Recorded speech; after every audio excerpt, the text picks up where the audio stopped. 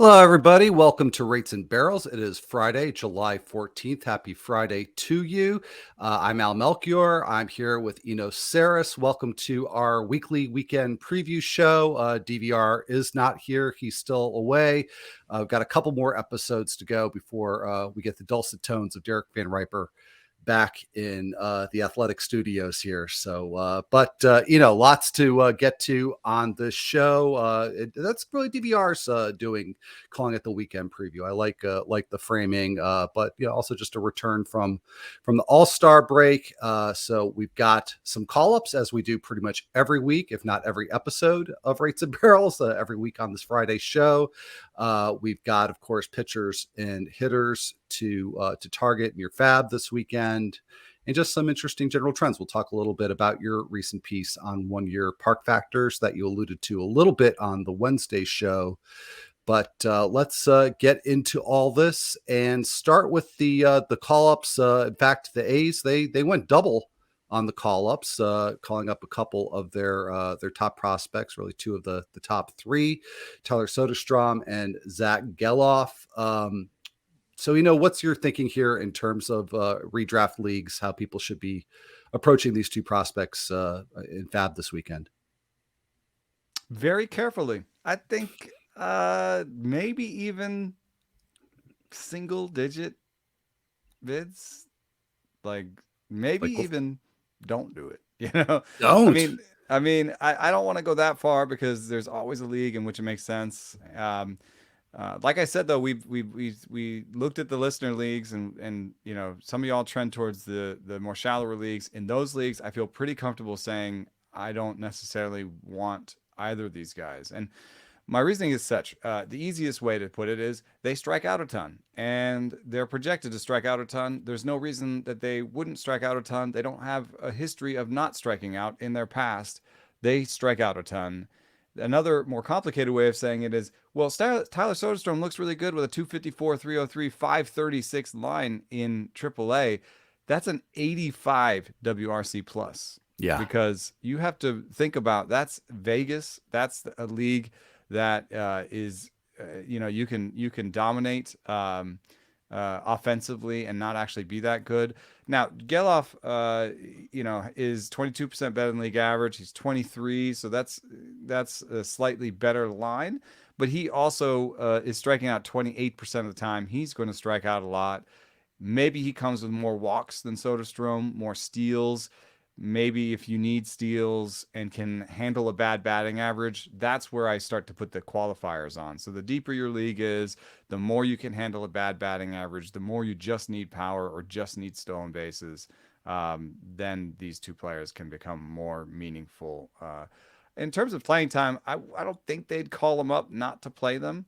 And so I would expect that Gelof is basically the starting second baseman for them, and Soderstrom is near starter between catcher and DH. That's what I'd expect at least. And so the losers here are maybe a little bit of Langoliers, a little bit of I don't know. With Ruiz hurt, I think Blade is fine, but maybe when Ruiz comes back, Blade is in more trouble. Interesting. Okay. Yeah. Because well, yeah. So, because the Maybe Seth Soderstrom, Brown is in trouble. Like some of yeah, these fringier bats are maybe in a little bit of trouble. yeah. Noda, do you think he loses some I don't know. playing He's playing time? so well, and he's being talked up around the team as one of their real finds this year. He's 31% better than league average right now with the bat, projected to be 7 to 8% better than league average of the bat. I think Noda's probably safe, but once and then maybe when Laureano's healthy, he's just shipped out of town. Because why keep him around? So you could probably still have a Blade, Rooker, Ruiz, Brown, Soderstrom mix for all outfield positions and DH. Okay. All right. Well, let's go to the other call-up news from the last day or so. Phillies calling up Johan Rojas, and this one looks pretty straightforward, because they need a replacement for Christian Pache, and Rojas just, I What think, was would. the injury on Pache? Uh, you've caught me off guard with that because well, I he has a do lot of not injuries. He's been injured a remember. lot. Yeah, but I Right can. elbow irritation. Okay, That's bizarre. yeah, and I don't know Sore elbow. This time. is with him hitting so well. Yeah, well, I mean, is there anything there with Rojas? Because sort of like with Gelof, there is some stolen base appeal, but in Rojas's case, probably coming in a much smaller playing time package. So I don't know if you see anything there. 15 team deeper, perhaps. Had to be a daily league, I think, Yeah. because as a righty, I'm not sure he's going to play enough to play in weekly leagues. So I would say he's like an NL only play and daily 20 teamers. Okay, so pretty limited appeal. This is a very anticlimactic call-up segment, right? Because he's just like, oh, empty the bank. yeah. This is not Fabapalooza week, I don't think. Yeah, definitely not. Definitely not. But Rojas, like the ace prospects, one of their top prospects with the Phillies, I'd say, top 5 or so prospects. I might throw some like if you're talking 15 teams and I need stolen bases, I'm gonna throw some um, small sort of keep them honest bids on Gelof. So, depending, I mean, I'd like to see how much he plays this week, but I'm assuming he's just like basically the starting second baseman. And if he positionally lines up with something I need, I could see throwing 20, $30 at him tops. That batting average and the strikeout rate makes me think you definitely don't want to go in hard on that. Yeah, no, I mean, I think this is out of 1,000 too. So right, of course, obviously, if it were out of 100, then yeah, there'd be a mismatch between your level of enthusiasm and the bid recommendation. So yeah, 3% bid. Yeah, and I think that makes a lot of sense. All right, well, we got a few other news items to get to. It's not been the biggest this one I want so bad. Couple of news days. So I'm sorry. Alvarez, come back to us. Yeah, I'm kind of soft pedaling. Not a big news day, but that is a big deal. It's definitely a big deal for some of my teams. Also, Jose Urquidy, along with Jordan Alvarez, starting rehab assignments on Friday with AAA Sugarland. So there's either of those a little positive news note on Altuve that he's healing quicker than they thought. He won't be available coming out of the break. That would be too fast, but Altuve might not be too far away. Okay. And with all these players, it's the question of who loses playing time. In Altuve's case, I think it's very clearly Mauricio Dubon. But I think with Alvarez, it's a little murkier. The most obvious player I would think would be Yainer Diaz, who's been a nice find, and so is Corey Julks. And this is really the sole reason, why I didn't write up Corey Julks in the waiver column the last couple of weeks, because I figured is potentially limited shelf life for him. Is that being too pessimistic? Do the Astros find room for Julks in a post Alvarez world? I wonder if he's playing his way into it. He's got some value across the board in terms of right now, at least with this BABIP, he's getting on base. He's running well while he's on base. He's got a little bit of pop. He seems like an above average player. And I think that defensive component is interesting because it's not a plus right now, but if you kind of stack them up against them, if I just watched Corey Julks and Jordan Alvarez run around a little bit, I would assume that Corey Julks is a better defender in left field. So that to me makes me think that Julks is going to stick around. But I think Yainer Diaz has actually been more exciting as a hitter than Corey Julks. I mean, I'm seeing a really nice strikeout rate paired with a really nice barrel rate. And, he does chase and he's, he needs to calm down a little bit on that. I mean, 50% chase rate is just astronomical.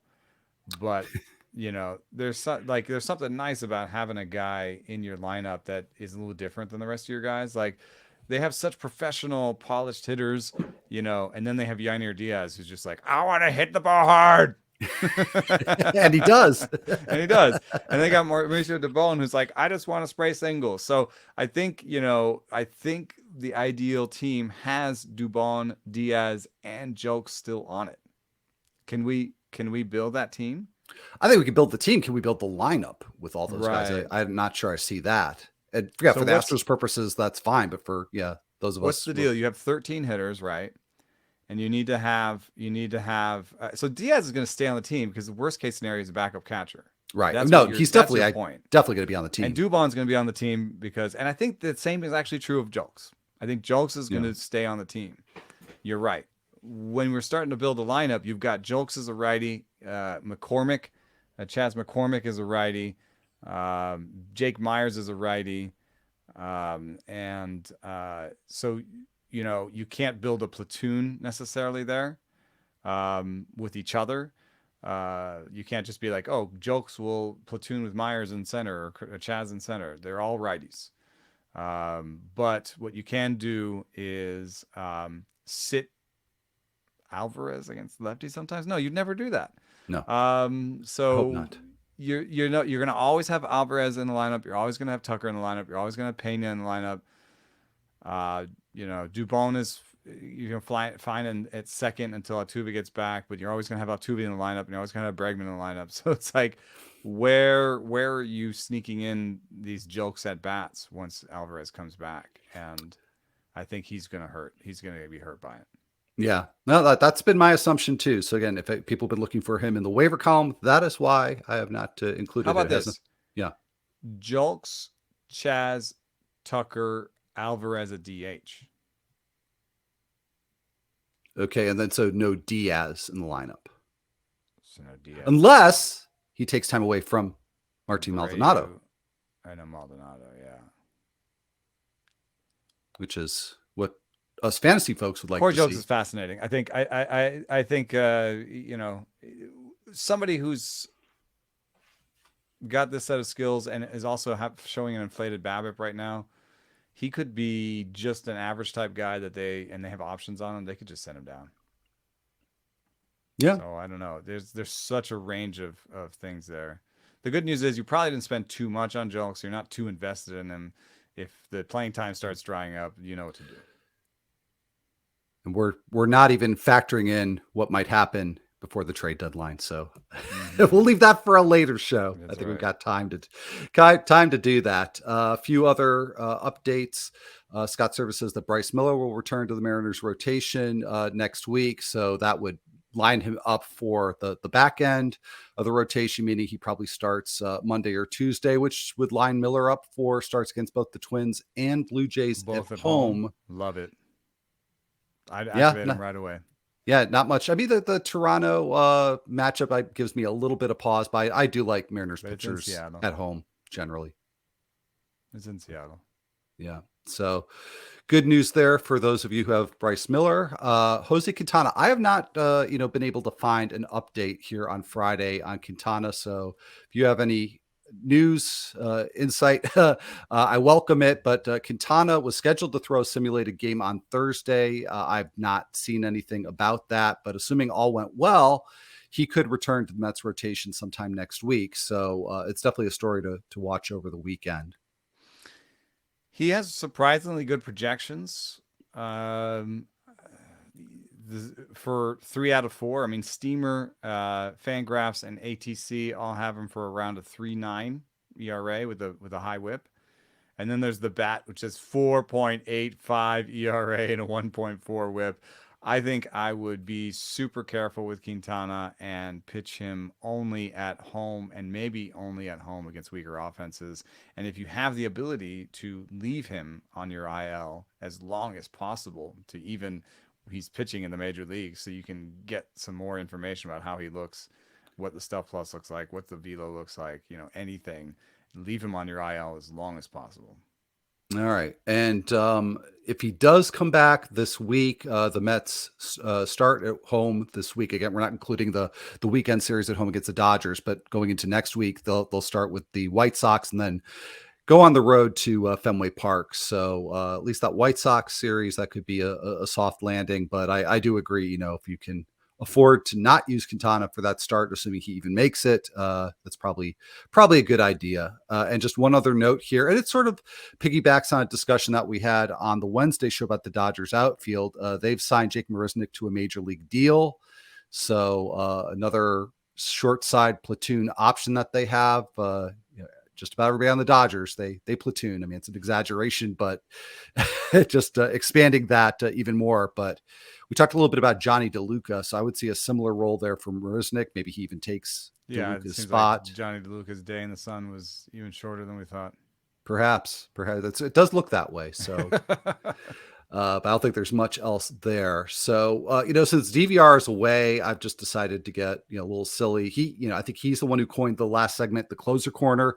So I'm getting alliterative with some of these show segments. So we'll go to the hitter hangout, some hitters just with maybe some interesting trends or hitters even to target. I know, you wanted to talk about Elly De La Cruz, and you brought up something that I pointed out on Twitter a week and a half ago, I think, that he's hitting a lot of grounders, which I found very surprising. And in the early going, he also wasn't hitting the flies and liners that he was hitting very hard. That started to change. You certainly cannot argue with the results that De La Cruz has had. So I want to be clear about that. But is there anything here to be concerned about, to even take note of with that launch angle? I mean, I think it's important. It's an interesting thing. The reason it came to me is that there's an account on Twitter called Swing Graphs, and the person who runs that is DK Willard, and he has a book that I've read called On Quantitative Hitting. It's on quantitative hitting, yeah.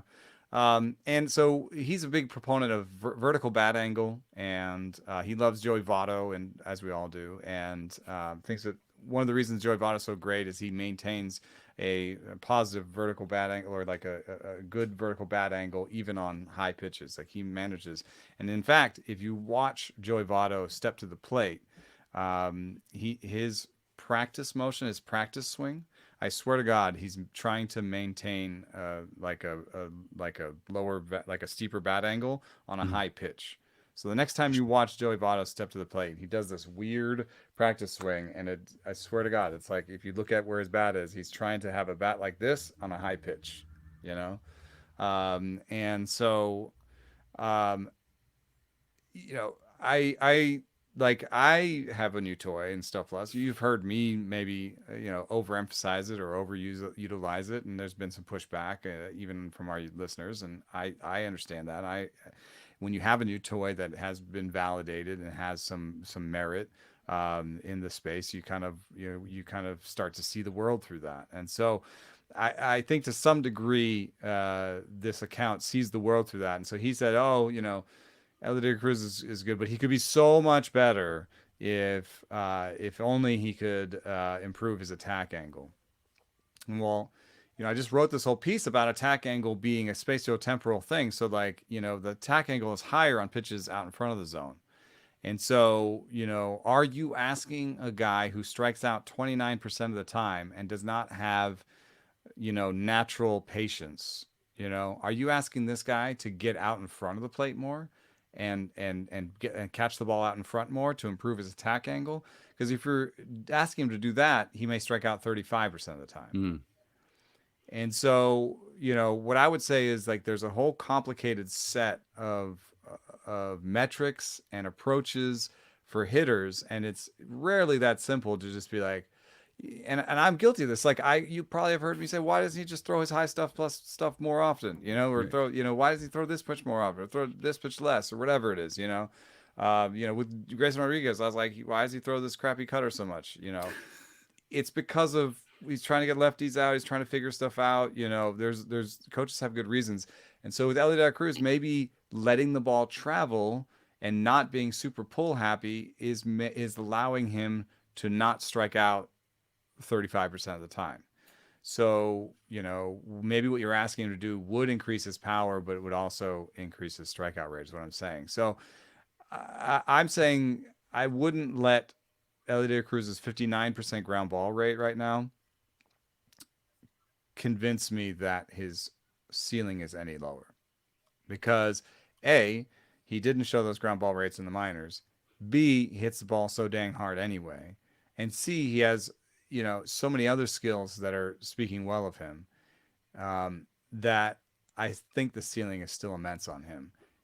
He's shown the ability to take a walk. What if he adds that to his current package? Then he could have a 350 OBP instead of the projected 310. If he just increases that launch angle to where it was in the minors, from 59% ground ball rate to 44% ground ball rate, he's once again a 35 homer hitting guy. He's shown the ability to steal, 30 plus bases. I mean, he's got 16 stolen bases, 135 plate appearances, and he stole all of the bases, including home, in one inning. So I think the upside for him still is like 275, 350, 600, 550. So you're talking about a guy who would hit 35 homers and steal 45 bags, 50 bags. I mean, if there's anybody in baseball that has a Cunha-like upside, it's Elly De La Cruz.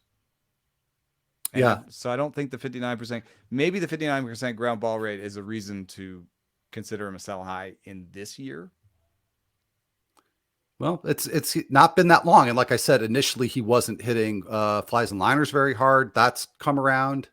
So who's to say that that ground ball rate won't rise up in the second half? And the other thing too, you mentioned his minor league profile. The thing that he's done consistently and it's carried over is he hits a lot of line drives, and that's probably related to that attack angle. Yeah.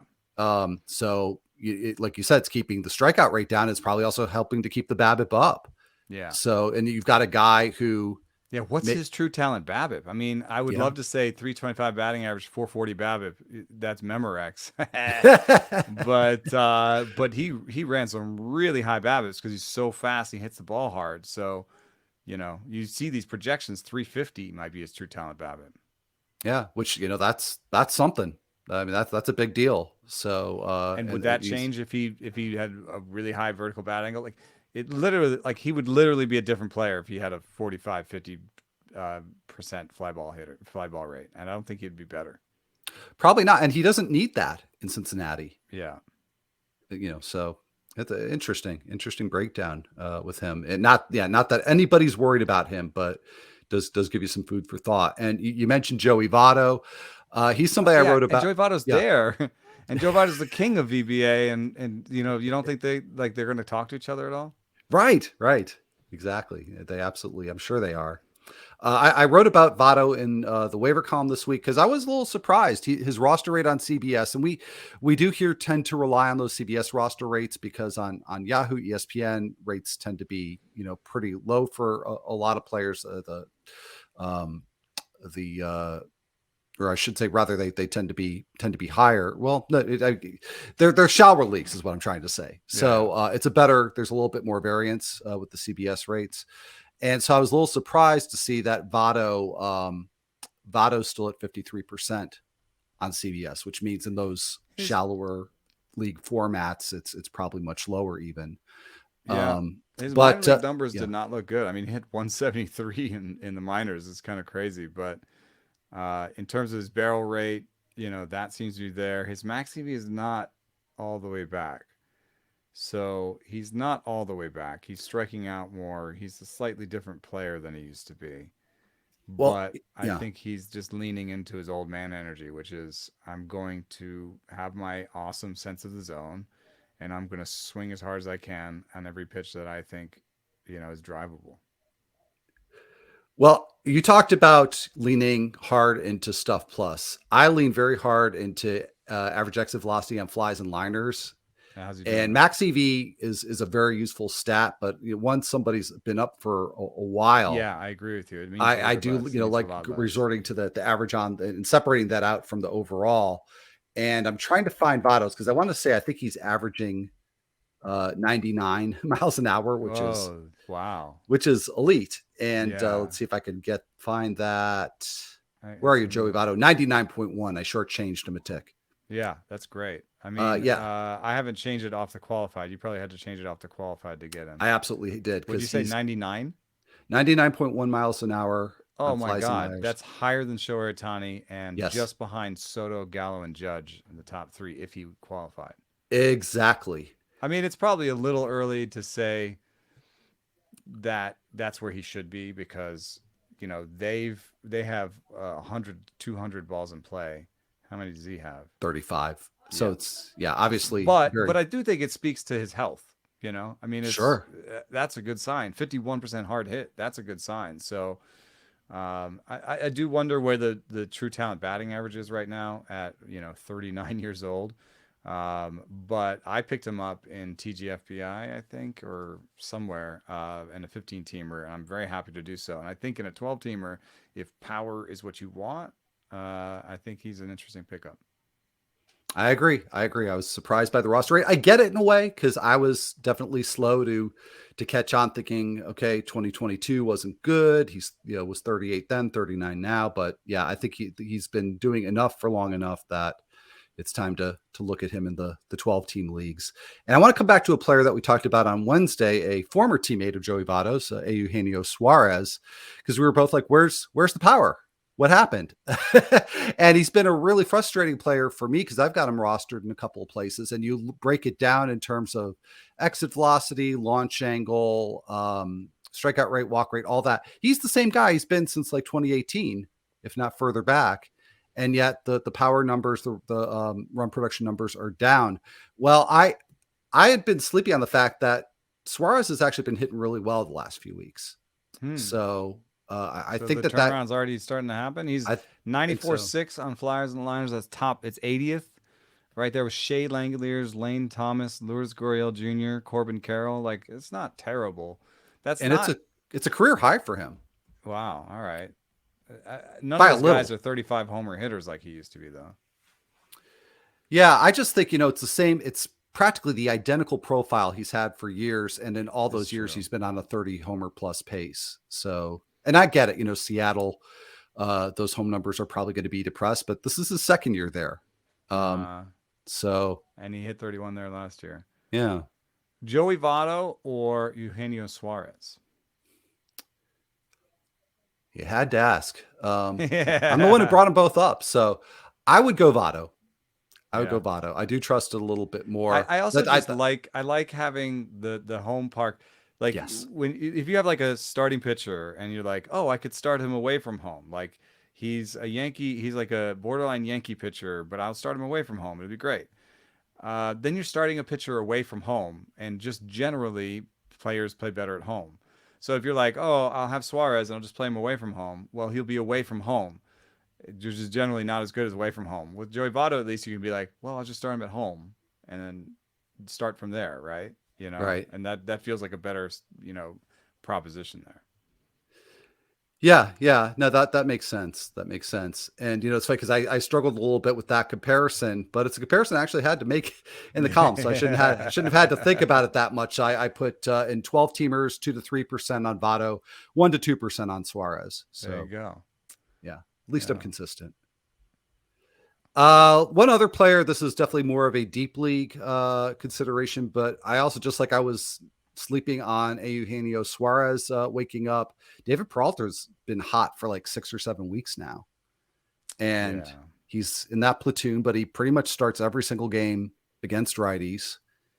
I wouldn't suggest picking him up in 12 June. teamers anyway, but in the deeper leagues where your options aren't always necessarily hitters that are going to start every game, that's pretty intriguing. He's out there in my TGFBI. Yeah. Yeah, I could see why he's out there in weekly because you're just capped on how much you're going to play him. They don't play him against lefties, you know. And I think he's got, this is amazing. He's got 14 plate appearances against lefties all year. Yeah, I that's mean, they incredible. they like pull him unless it's like a blowout. They like pull him out of games as it's a lefty, and they don't start him if the lefty's starting. So that just caps him. But in daily leagues, you're right. A 961 OPS in June and a 1098 in July. I think it seems mostly like he's figured out his slugging stroke. And let's see if his fly ball rate has been up in July. It has. So just hitting fewer grounders, hitting the ball harder. His hard hit rate in July is the best it's been, and it's grown. His hard hit rate has gone from 30 to 35 to 37 to 44 in every month for David Peralta. So I think he's a totally credible guy. I had a weekly lineup decision today in my 20-teamer. We're in Devil's Rejects, where we're up to third or fourth, and we needed a utility guy for the short term. We picked JJ Bleday. It's a keeper dynasty. So I just felt like if one of these guys is going to play their way into a keeper situation, Bleday is a little bit closer to likely.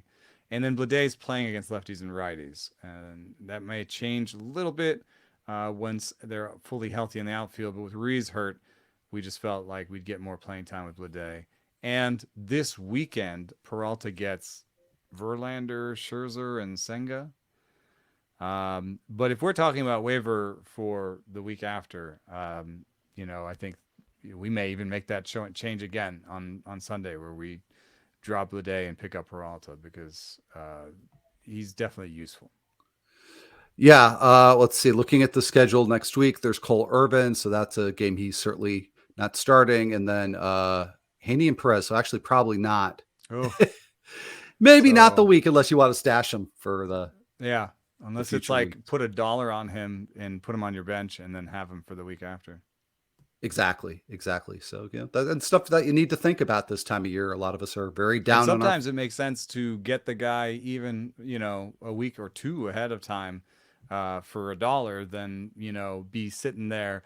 Because there's all these people who are doing he got the Razzball, Streaminator, and they're like, oh, they've got this week's, projections, and they're all sitting there trying to do the same. And they're like, oh, David Peralta's on the wire. I'm gonna put like $13 on him because he's like the 45th best bat from July 21st to July 28th. Well, what if you got him for $1 the week before? Yeah, there you go. So sometimes you just have to look for good players, and sometimes just put them on your bench for the future, as opposed to just scrambling all the time for this week alone. Yeah, and that's kind of what this column wound up being, because I didn't find a ton of great streaming options for hitters or pitchers. So it was just like, well, here's somebody who's been doing really well for an extended period, maybe more for the long term than for the coming week. And plus it's, weird too, because some people have 3-game weeks. Some people, I've got a league where they've split this week and next week into 2 5-game or 5-day weeks. This is a really strange time. It's strange that way too. So yeah, the 3-game week is always a rough one. Yeah, absolutely. All right, well, let's pivot over to those pitchers. I'm keeping the alliteration here going with starter stuff. And I'm going to clumsily segue, into your column on park factors. Yeah, because they're not home at all. Actually, right. There is a segue here. Because we're talking about streamers. We're talking about, starters, and the piece is about Petco, and so they've changed the ivy behind the batter's eye, or on the batter's eye, and certain release points might be favored in Petco this year. Slightly lower than usual release points are maybe coming from a part of the ivy that people can't see. So that is, I think, relevant specifically later in the season when the Rangers come to town, because Haney and Dunning both throw from that spot in the ivy. And so if you're looking, you want to stash that away in your brain for later, when Haney and Dunning are in town there, I think they'll have some benefits. And in my piece, there's a link to the release point in question. So if you're looking at streamers in Petco, you can just go to that link, look through the release points and see if they're on that list real quick. But they're secondary to that Petco thing, Toronto changed the walls. Mm-hmm. And they've become more pitching friendly this year. And I looked at the matchups this weekend, and it's irrelevant for a lot of them because a lot of starters, that you would just start all the time anyway, Berrios, and then some guys that I'm not sure that I would say start Tommy Henry in Toronto because it's now more pitching friendly. I'm not willing to go that far. But I will be watching the Ryan Nelson start in Toronto pretty closely because that is a type of pitcher that, let's say he was in Toronto on a Monday and somewhere else on a Sunday or something, on a Saturday. I would be like, so in the past, I would tighten up. My sphincter would tighten. I would be like, ooh, I am not pitching Ryan Nelson in Toronto. No way, you know? And so I'm really fascinated to see how he does, because if it is slightly more pitching friendly, Ryan Nelson also has these really weird splits where he's been better away from Arizona. I don't believe that those are predictive in any way, Hmm. but you've got a couple like weird things coming together, and this Ryan Nelson start in Toronto is just fascinating to me. It's away from home against what should be a great offense that hasn't played well at home, that has a new home park, that has new home park factors, has actually changed the walls. It's such a confluence of events. I love it. I love it. Maybe Well, he'll just come out and just do a bland ass, 4 or 5 innings, 3 runs, and we won't know what happened. But I kind of think it's gonna be on off. It's either gonna be great or horrid. that'll be yeah, fun to watch, and that's Friday night. And then this is, believe it or not, DVR and I have done the Ryan Nelson versus Tommy Henry breakdown in Yeah, I recent believe weeks on this show, it. and I'm Team Tommy Oh Henry. no! Yeah, and not Really? just because he went to Michigan. Oh yes, but because he went to Michigan. That's But no, hilarious. because it definitely relates to this analysis, because the one skill, if and I do think it's a skill that he's shown so far, is he's really mitigated the exit velocity on, yeah, my favorite stat, flies and liners. Ah. And I think that there might be enough working in his favor against a pretty good lineup. I'm not saying I would start him, but I'd be more likely to start him than Ryan Nelson, where I feel like that's just, like you say, total coin toss what might happen there. Yeah, I guess Tommy Henry. Maybe it's my stuff less bias. He hasn't been showing that. One thing that Tommy Henry does do, I think, better than Nelson is mix it up. He's got 3 pitches he throws 20% of the time, and another pitch he throws 12% of the time. And Ryan Nelson, if I remember correctly, is a guy who's throwing a ton of fastballs. I know he's trying to come off of that, but yeah, 2 pitches he throws 20% of the time, and then a changeup he throws 10% of the time. So I think that's been to his detriment. I think that Nelson needs to mix it up more. He doesn't trust the secondary pitches. Henry at least comes out there and trusts the secondary pitches and keeps it, really mix it up. I got a text from a hitting coach, major league hitting coach, just a second ago about how pitchers need to go from, like, starting pitchers need to be the West Coast offense and the relievers need to be the spread. There needs to be a difference between starting pitchers and relievers, because if the starting pitchers are just going to go hard and throw fastballs and sliders for 5 innings, and then the relievers come in and they're just going to throw fastballs and sliders for the next 4 innings, then you're going to see the same thing the whole game.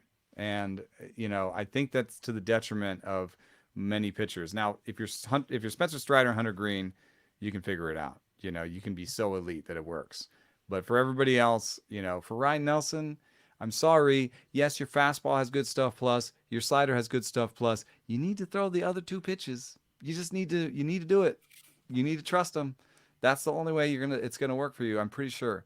And so he could actually look across at Tommy Henry, who I think has worse stuff.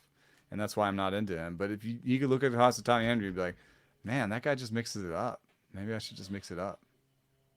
Yeah. Well, I don't know if that's the secret sauce for him in terms of what he's done well, but uh, yeah, I'm not excited about either starter in Toronto. But you've made me a little more interested, at least, with the park factor analysis. Well, But at I least want now to you go. can, like, Yeah, you can watch, hopefully, with no skin in the game and learn right. from it. This is interesting to have, like, 2 borderline starters going into Toronto out of the break and see how it goes. Because also, Toronto has played like 10 fewer games at home than on the road, so they're going to have a home friendly schedule this second half. And so, if you believe that has become more pitcher friendly, there is going to be more opportunities for streaming where one of them is in Toronto. Great stuff. Excellent. Well, I want to go back to the Padres and Seth Lugo, who doesn't relate to your analysis at all because he's got a very normal release point.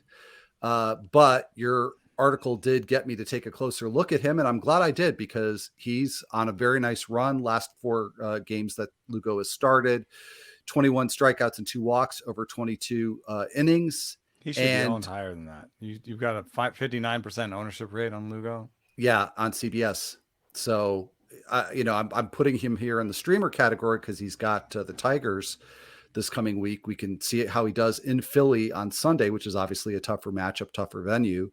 But he's got the Tigers next Ideal week. might be that he doesn't do well in that one, and he's cheaper for you, and you pick him up after that because There you at go. Detroit is lovely.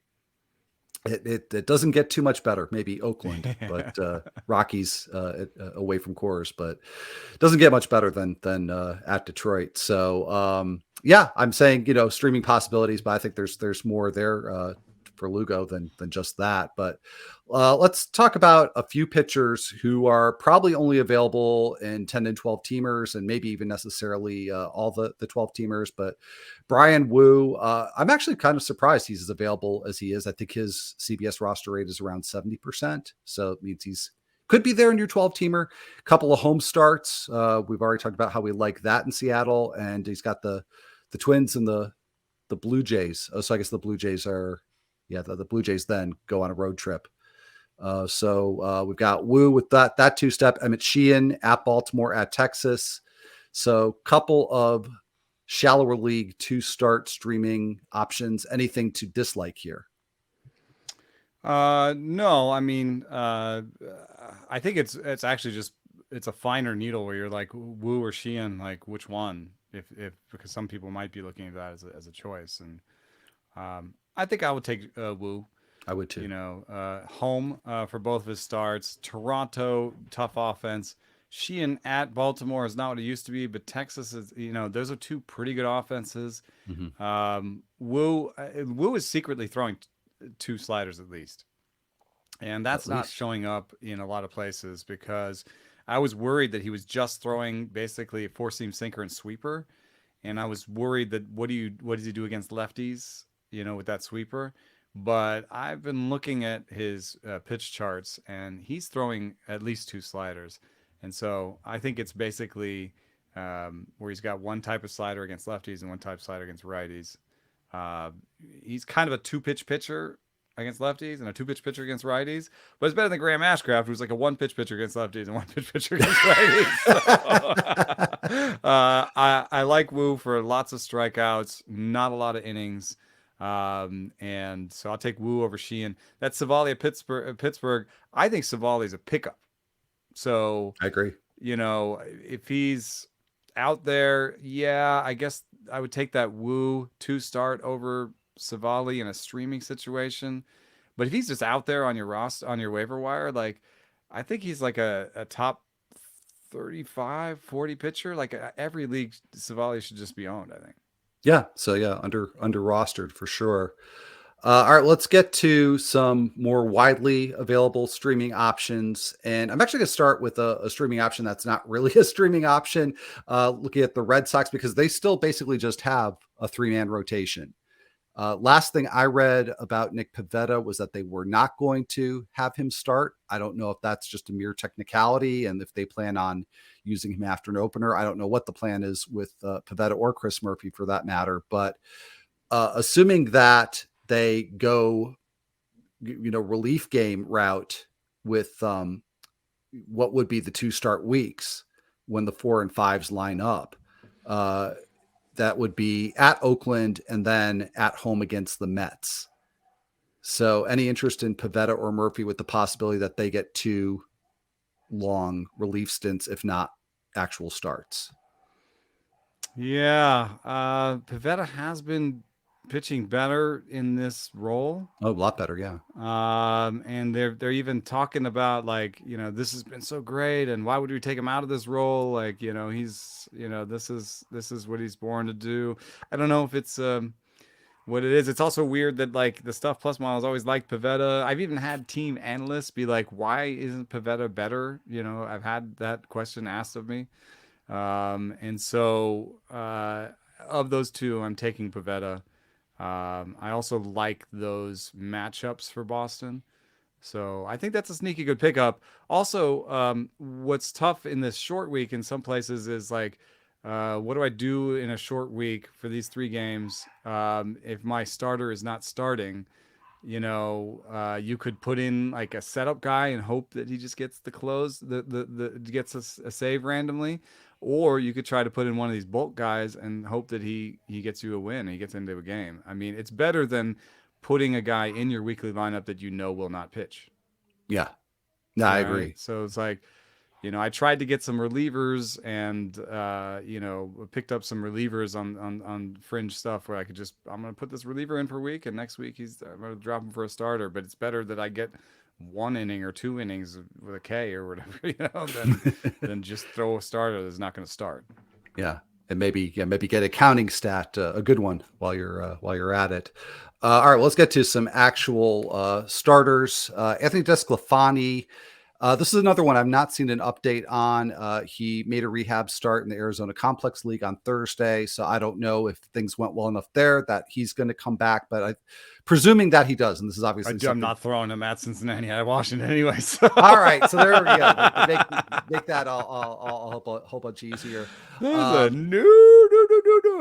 All right, well, I think there's going to be a lot of that, this might be a quick section here, which is why I've called anyone to stream with a question mark. Taillon, though, Taillon is something I've been watching, and I don't think he's as terrible as his results have been, man. Really, I really don't. I don't know what it is. I take a little bit of hope from that start against the Yankees, and versus Washington, versus St. Louis at home. It's 2 starts. He went into Yankee Stadium and pitched really well. He's trying to figure out how to, his pitch mix is changing. He used to be all cutter happy against lefties, and now he's finally throwing the 4-seam again. So I don't know. Of these group of pitchers that mostly make my spine shiver, I think Jameson Taillon is my pick to click. All right. Do you see anything encouraging with Drew Smyly? Same matchups. I mean, I think he's generally underrated. I guess I don't hate him either. The thing for him is just, when does he give up the homers? If you could know anything about even where the wind was blowing in his first start in Wrigley, then I'd be more likely to pick him up.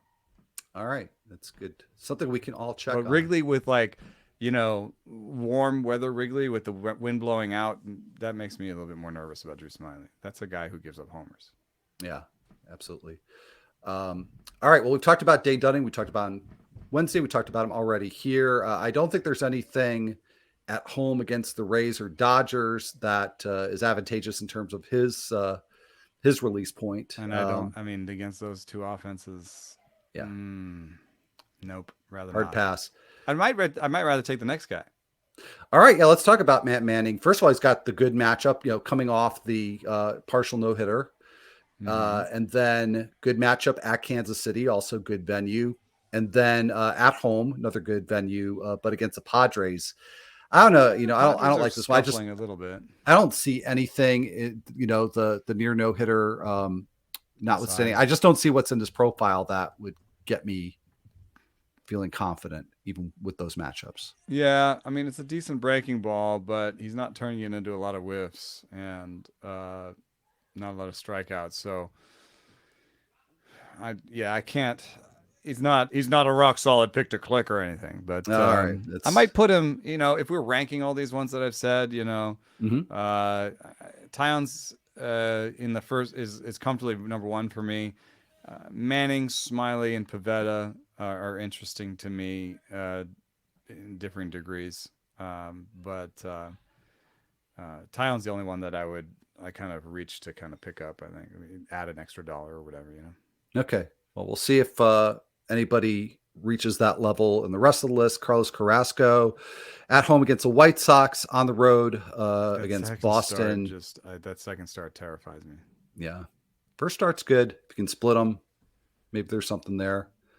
Brian Hoeing, I'm assuming, I think the Marlins have a little bit of as far as I've seen, Yeah, because of uncertainty at Cueto the up back of too. the rotation. But I think we're going to see Hoeing with the double dip at St. Louis. Yeah, but I Great. think he's gonna be like it's gonna be like him and Cueto or something. Yeah. Oh, like piggyback. Well, I mean, because what's the rotation right now? Obviously, Luzardo, Garrett, Sandy. Oh, so right. Edward is hurt. Is Trevor Rogers hurt still? And he's still hurt too. Oh, so Cueto and Hoeing are in the So rotation. Hoeing for sure. Last I read, Cueto was not at least He was called necessarily up, going into but the rotation, but I'm not yeah, sure who's. they can always also bring Perez back up in soon. So I think They it's could. They could. I don't love Hoeing. No, I don't see anything there. At St. Louis is scary. So not enough at home against Versus the Colorado Rockies. is that's pretty exciting. I mean, World's I greatest like matchup. that. I'll throw Hoeing into the back end around Manning, I guess. I think behind Manning, but Manning might go to someone who's just really excited about that no hitter, Probably. and then make him look good against KC, and then maybe get blasted by San Diego. All right, few more. Dakota Hudson, I'm definitely not excited about, but the matchups are not bad versus Miami, and then at the Cubs. But That's like, but see, the funny thing about Hudson is like that's just you want Ks, but you could come out of that week with like 4 Ks. oh, absolutely. I mean, yeah, over under on 6 Ks. I think that'd be tough. Yeah, so that's scary. Yeah. All right. Well, we'll finish up here with three starters I don't hate, and I actually think you might.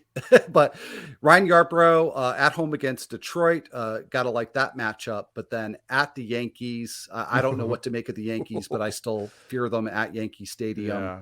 Although, he's a lefty, and one of the things that's most iconic about Yankee Stadium is the right field porch, right? Right. So maybe suppressing lefties just enough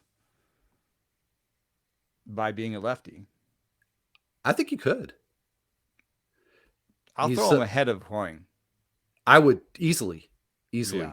His last start was at Cleveland. In fact, that was his first start in over the 2 months. And that was 1 run over 6 innings, 6 hits, 1 walk, 5 Ks. And the guy just consistently has those. I'm going to go to my favorite stat But again: he very is low average exit velocity and flies and liners, so he can limit that also because damage. he throws 80 poos, so Yeah, but people aren't going to hit it as hard. I do consistently prefer him even at 89, 90 more than 86.8. yeah, Sorry, dude. I will have him against Hoeing, but not ahead of Dunning or Manning. No, not ahead of Dunning's not even on our list. Not ahead of Manning, and not ahead of Smiley. all right. Couple more that I kind of like here. Christopher Sanchez been very good. 4 starts before the break for the Phillies. Good results at home against the Brewers. Bad park, obviously, but I think Brewers now are a pretty favorable matchup. Where do you side on starting Sanchez with 1 start? In my article was the weirdest thing that Philadelphia is also paying more pitcher friendly, but there are no park changes to support it. And so I think it has more to do with the fact that they have 4 hitters in the top 50 of reduction in WRC plus, like 4 struggling hitters in their lineup every day, just struggling, that can actually change a 1-year park factor. So Christopher Sanchez, versus Milwaukee in Philadelphia, there's some interesting things going on there. Yes, Milwaukee's not a good offense. Rowdy had been struggling, is not even in it anymore. They're struggling to find who's going to produce in a park that's been playing nicer. Like I could talk myself into it, but I'd much rather it came with a second start, so I could be like, and he also is in Detroit. Be hard to argue with that for sure. Right? Yeah, I'll be like, well, I'm gonna take a chance on this versus Milwaukee, but he has this other second start that's better. So, all right, well, got another lefty. If you want a 1 starter, I like this guy better. Okay, yeah, well, and with 1 more pitcher here, Tyler Anderson. So I think some similarities with Yarbrough, but versus Pittsburgh, I think you could I Yeah, think he could handle that matchup. I'd rather have Tyler Anderson versus Pittsburgh than Christopher Sanchez versus Milwaukee. All right. I think I would too, actually.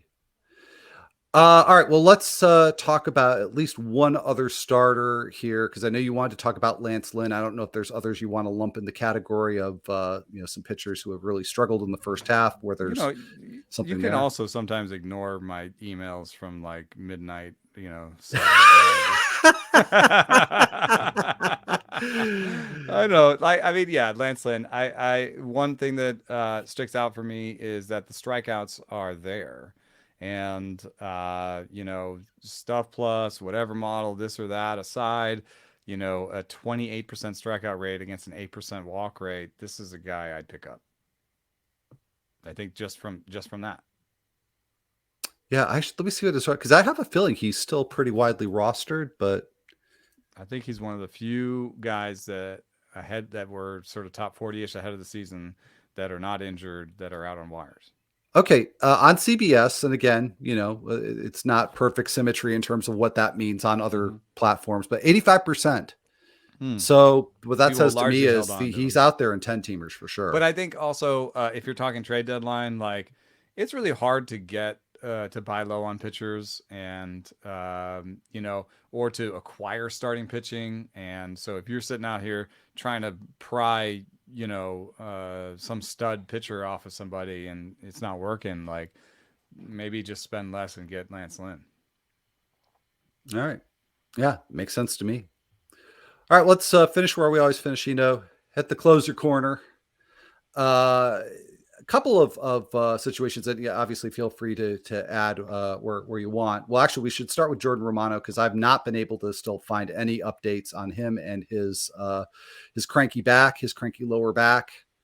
I got to think we'll know more by Sunday, but yeah. Yeah, I mean, it's just I guess one of the questions is if it isn't him, who is it? And with Swanson pitching the eighth, I think that trumps any sort of stuff plus that's coming out of Nate Pearson. That just I shows agree. the trust in the team. So I think it's Swanson if he has to hit the IL. With the back, we're just gonna have to wait for more news. And that would dictate too how aggressively you go, because if it looks like a At short-term least we thing, have 3 days to, yeah. the manager has to do three manager meetings.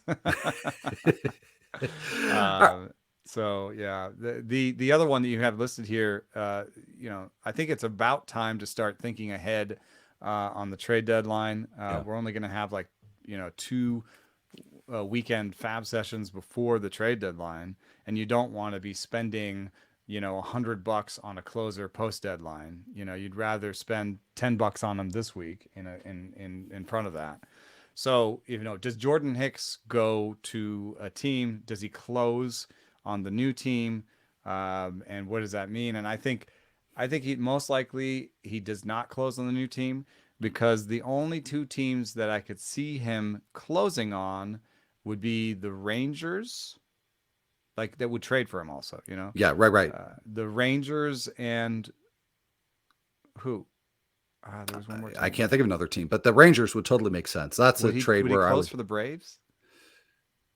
I don't think so. Would he close for the Marlins? Yes, I do. Well, I mean, Puck's been Yeah, good, but I think he I could close for the Marlins. I think you at Maybe least righty have lefty, a but sharing yeah, situation there. sharing. I don't think he'd close for the Phillies. Oh, he'd close for the D-backs.